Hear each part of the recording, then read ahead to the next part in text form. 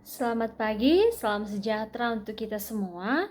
Perkenalkan, nama saya Evalina Gultom, NIM 213304010126, Program Studi Akuntansi, Fakultas Ekonomi, Universitas Prima Indonesia, dosen pengampu mata kuliah Bapak Hoktua Samosir SPD MSI pada mata kuliah Sistem Informasi Akuntansi.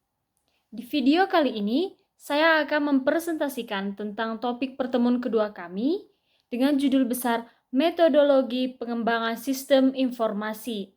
Nah, di topik yang kedua ini terdapat 5 pokok pembahasan. Yang pertama, pengertian metodologi pengembangan sistem akuntansi. Yang kedua, tahapan pengembangan sistem akuntansi. Yang ketiga, teknik dokumentasi sistem. Yang keempat, bagan alir data. Yang kelima, bagan alir dokumen. Baik, kembali kepada topik pembahasan yang pertama, yaitu pengertian metodologi pengembangan sistem akuntansi. Metodologi pengembangan sistem akuntansi adalah langkah-langkah yang dilalui oleh analisis sistem dalam mengembangkan sistem informasi. Saya juga mencari beberapa informasi bahwasanya pengembangan sistem akuntansi ini memiliki beberapa tujuan. Tujuan umum pengembangan sistem akuntansi menurut Mulyadi yaitu 1. Untuk menyediakan informasi bagi pengelolaan kegiatan usaha baru. Yang kedua, untuk memperbaiki informasi yang dihasilkan oleh sistem yang sudah ada, baik mengenai mutu, ketepatan penyajian maupun struktur informasinya. Yang ketiga, untuk memperbaiki pengendalian akuntansi dan pengecekan intern, yaitu untuk memperbaiki tingkat keandalan informasi akuntansi dan untuk menyediakan catatan lengkap mengenai pertanggungjawaban dan perlindungan kekayaan perusahaan. Yang keempat, untuk mengurangi biaya klerikal dalam penyelenggaraan catatan akuntansi. Baik, topik pembahasan yang kedua yaitu tahapan pengembangan sistem akuntansi. Nah, tahapan pengembangan sistem akuntansi ini terbagi menjadi 3 bagian, yaitu 1. Analisis sistem, yang kedua desain sistem, dan yang ketiga implementasi sistem. Yang pertama yaitu analisis sistem. Analisis sistem ini terbagi menjadi 4 bagian, yaitu 1. Analisis pendahuluan. Analisis sistem yang mengumpulkan informasi untuk memperoleh gambaran secara menyeluruh mengenai perusahaan kliennya. Yang kedua, penyusunan usulan pelaksanaan analisis sistem. Pelaksanaan analisis sistem ini direncanakan oleh analisis sistem dalam dokumen tertulis yang disebut dengan usulan pelaksanaan analisis sistem. Dalam dokumen usulan pelaksanaan analisis sistem menjelaskan 1. Alasan ringkas dan jelas yang mendasari dilakukannya pengembangan sistem akuntansi. Yang kedua, pernyataan khusus tentang persyaratan kinerja yang diharapkan dari sistem akuntansi yang diusulkan. Yang ketiga, batasan luas analisis sistem yang dilakukan. Yang keempat, identifikasi informasi yang kemungkinan harus dikumpulkan dalam analisis sistem. Yang kelima, identifikasi sumber-sumber potensial yang dapat menyediakan informasi yang diperlukan oleh analisis sistem. Dan yang keenam, daftar peristiwa besar atau titik-titik pengecekan yang digunakan untuk pengecek perkembangan analisis sistem yang dilaksanakan oleh analisis sistem. Yang ketiga yaitu pelaksanaan analisis sistem. Pelaksanaan analisis sistem didasarkan pada rencana kerja yang akan dituangkan dalam usulan pelaksanaan analisis sistem. Contoh langkah yang dilakukan untuk analisis sistem dalam melaksanakan analisis sistem yaitu 1. Analisis laporan yang dihasilkan sistem sekarang. 2. Menganalisis transaksi. 3. Mempelajari catatan pertama atau jurnal.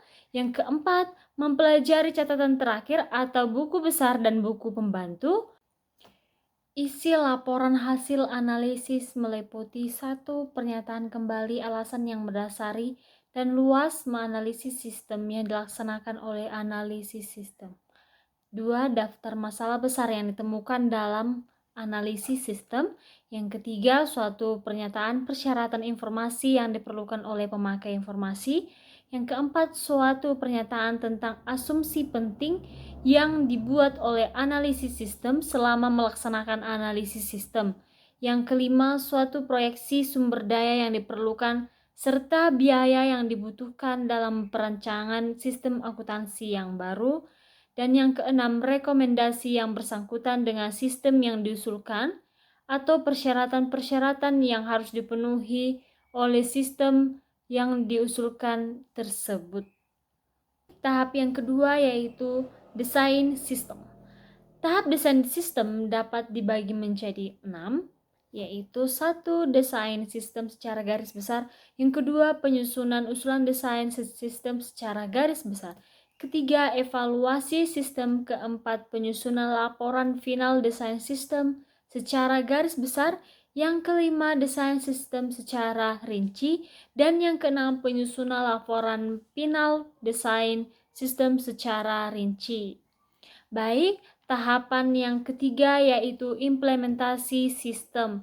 Hal-hal yang perlu diperhatikan dalam tahap implementasi sistem adalah persiapan implementasi sistem, pendidikan dan pelatihan karyawan, dan konversi sistem. Terdapat 4 pilihan utama pendekatan konversi sistem, yaitu konversi langsung, konversi paralel, konversi modular, dan konversi fase-in. Dalam setiap tahap pengembangan sistem, analisis sistem menghasilkan dokumen tertulis yang menyajikan rencana pekerjaan yang akan dilaksanakan dalam pengembangan analisis sistem. Tahap analisis sistem menghasilkan dokumen usulan pelaksanaan analisis sistem dan laporan hasil analisis sistem. Tahap desain sistem menghasilkan dokumen usulan desain sistem secara garis besar, laporan final desain sistem secara garis besar, dan laporan final desain sistem secara rinci. Tahap implementasi sistem menghasilkan laporan final implementasi sistem. Oke, kita lanjut topik pembahasan yang nomor 3, yaitu teknik dokumentasi sistem. Sistem informasi akuntansi yang telah dirancang dapat didokumentasikan dalam bentuk narasi, bagan alir, diagram, dan lain-lainnya untuk memudahkan penjelasan sistem informasi tersebut.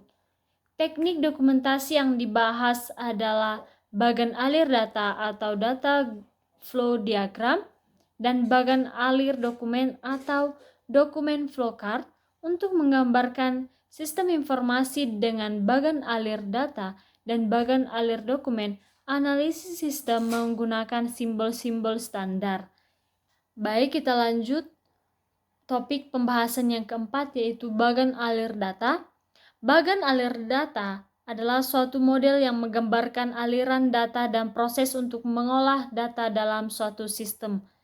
Di sini saya akan menampilkan simbol-simbol standar yang digunakan untuk menggambarkan bagan alir data, di antara lainnya proses, pengolahan data, aliran material, aliran data, penghubung, halaman sama halaman lainnya, tempat penyimpanan data atau arsip dengan simbol seperti ini, sumber atau tujuan data, simbolnya seperti ini persegi panjang ya, dan masukan atau keluaran ditunjukkan oleh garis alir. Baik, kita lanjut topik pembahasan yang kelima, yaitu bagan alir dokumen. Bagan alir dokumen yang menggambarkan aliran dokumen atau informasi antar bagian di dalam organisasi. Baik, di sini saya akan memunculkan simbol-simbol standar yang digunakan untuk menggambarkan bagan alir dokumen. Yang pertama dengan simbol ini. Nama simbol ini yaitu dokumen dengan uraian untuk menggambarkan formulir yang digunakan untuk merekam data terjadinya suatu transaksi. Contohnya, faktur penjualan, surat order penjualan, cek, bukti memorial, bukti kas, keluar atau masuk. Yang kedua, di situ di simbol ini terdapat faktur 1 dan faktur 2. Nama simbolnya yaitu dokumen dan tembusannya. dengan uraian untuk menggambarkan dokumen asli dan tembusannya. Nomor lembar dokumen dicantumkan di sudut kanan atas.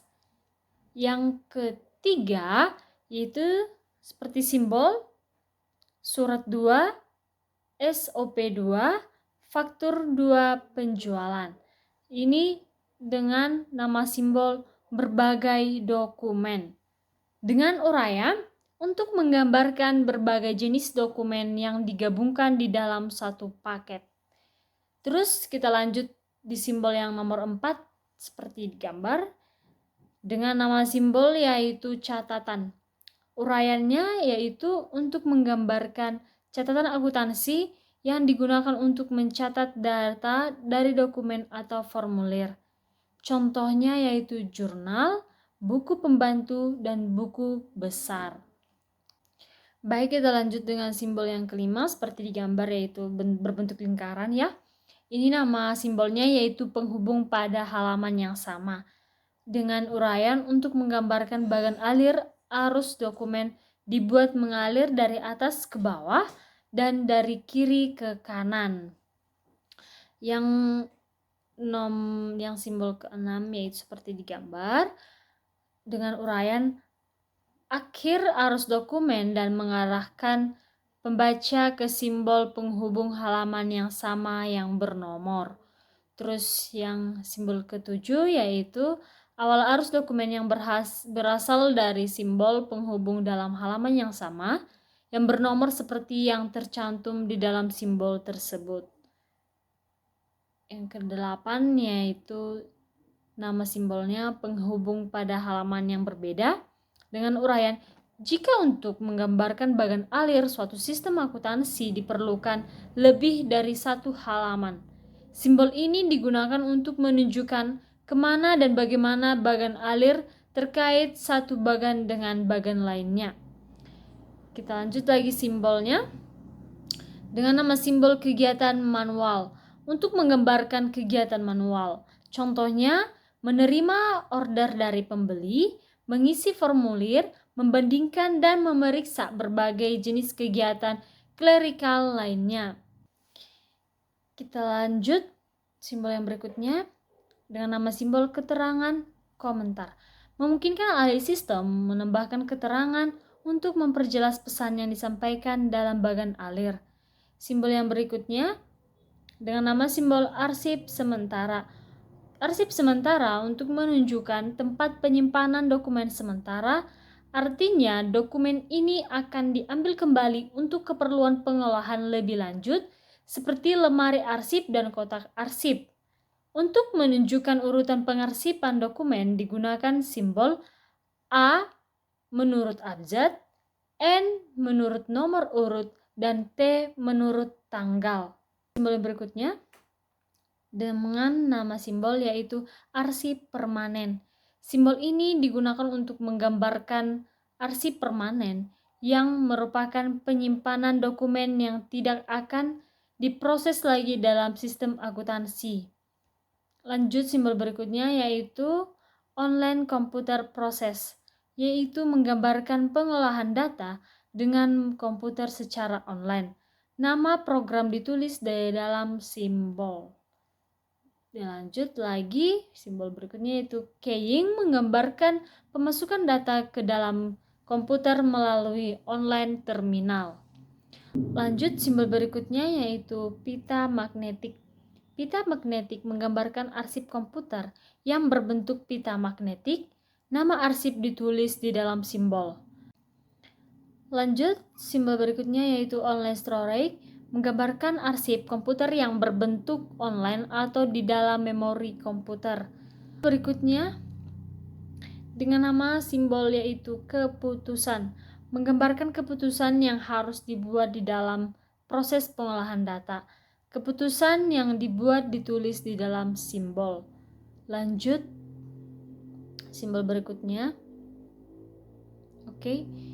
Garis alir. Garis alir menggambarkan arah proses pengolahan data. Anak panah tidak digambarkan jika arus dokumen mengarah ke bawah dan ke kanan, tetapi Jika arus dokumen mengalir ke atas atau ke kiri, anak panah perlu dicantumkan. Lanjut simbol yang selanjutnya, yaitu persimpangan garis alir. Jika dua garis alir bersimpangan untuk menunjukkan arah masing-masing garis, salah satu garis dibuat sedikit melengkung tepat pada persimpangan kedua garis tersebut. Baik, simbol yang berikutnya dengan nama simbol pertemuan garis alir. Digunakan jika dua garis alir bertemu dan salah satu garis mengikuti arus garis lainnya.